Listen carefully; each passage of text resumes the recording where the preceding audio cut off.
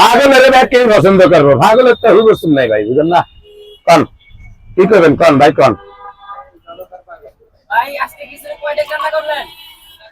দুইটা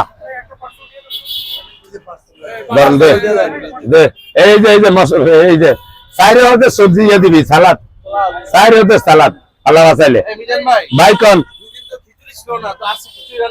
আরে ভাই সময় লাগে, নতুন করে দোয়ান গোছাইলে ব্যাগ কিছু এক লগে কোনো রাখতে পারবো না, কুটিপতিও রাখতে পারবো না, কিলিগা হেয়ার টিয়া আছে, কামের লোক নাই, এই কথা কয়ে লাভ আছে না।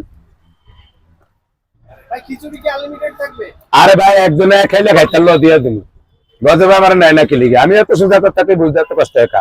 এই আইনা যদি আমি হুড়ে রাখাই তারেন খাওয়া দিয়ে দেবো, কিন্তু গোস্ত এক পিস, আন্ডা একটা, একজনে কি খাইতারে বুঝাই কে আমি।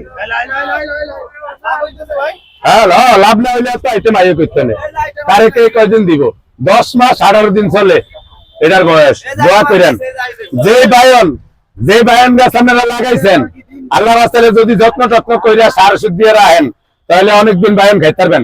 তালতলা বাস স্ট্যান্ড আইবেন আর বায়ন ছিড়বেন, ঘরে নিয়ে বইরুলে রাইতে খাইবেন।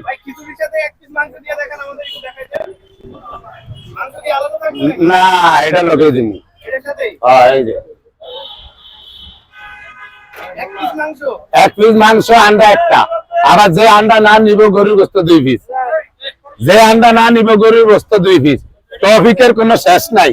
12 মায়া বেগুন গাছ লাগাইছেন না, একটা না শিখতে আরেক কেন্দ্রে আবার হুলে আসছে মনে করলেন, কথা বুঝেননি নাকি? এটা ধরতে নি জানেন খালি আন্ডা আছে, ওই যে আন্ডা ভাজতে আছি, যে আন্ডা না হইব হ্যারে গরুর গোস্ত 2 পিস দিয়া দেওয়া নিব।